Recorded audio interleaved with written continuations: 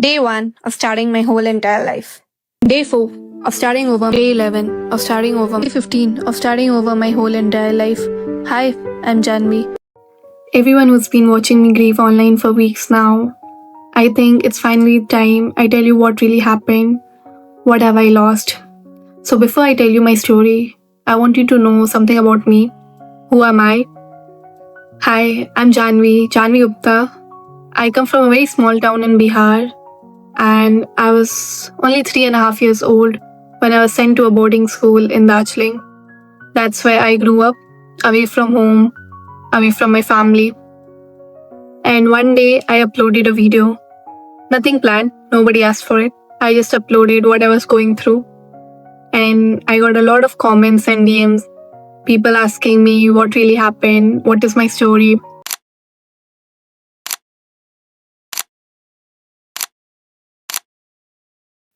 And this video is the answer.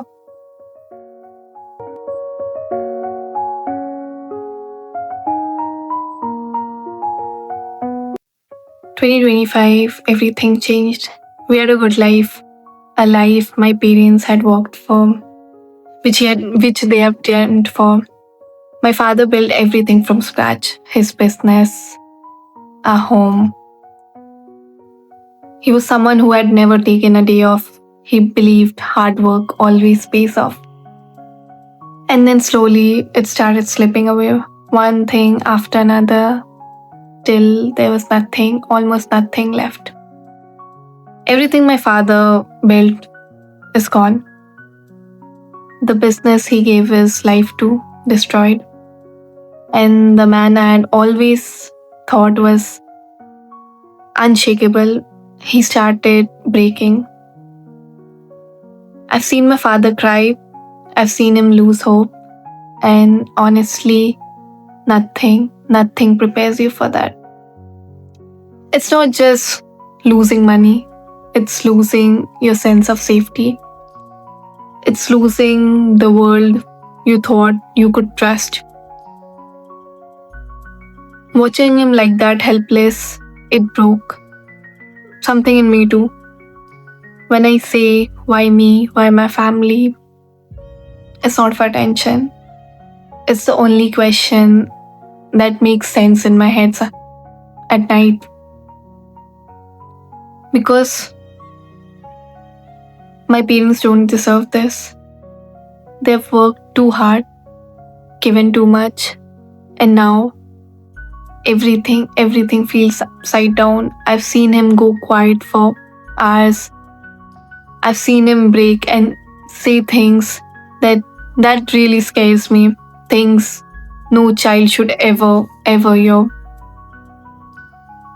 And in those moments, I had no choice but to step up. I'm the eldest daughter, and being the eldest, it changes you. You don't get to collapse, you don't get to cry out. You just take responsibility. I started managing things I never thought I would. I've taken over my brother's education, their fees, trying to keep everyone afloat. Most days, I didn't even feel strong, but I couldn't stop. Eldest daughters don't really get that choice. There were nights I couldn't sleep, just sitting there thinking about how life used to feel, how my father used to be so full of confidence, so full of energy, how my mother's laugh used to fill up the house, how my brother still had that sparkle of certainty in their eyes, and now it's different. We're just surviving, not dreaming, not planning, just surviving. People keep saying you're so strong, but they don't know strength isn't something I chose. It's what's left when you have fallen apart too many times.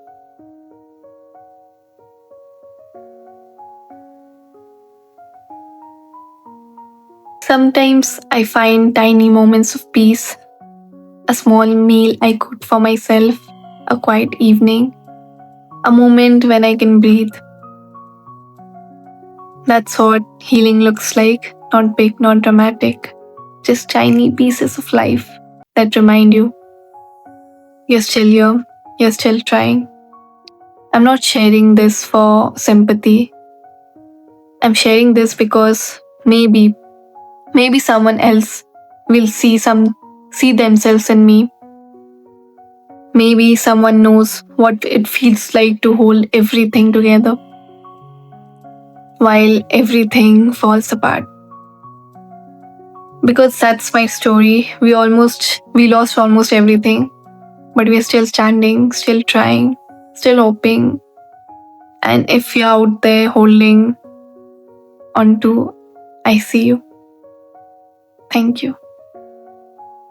I've read every single message, every word you people have sent, the love, the prayers. It means more than I can ever explain. Some days your words have been the only thing that's kept me going.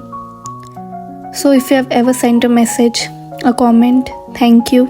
You don't know me, but you have been here for me in ways that mattered. Thank you so much.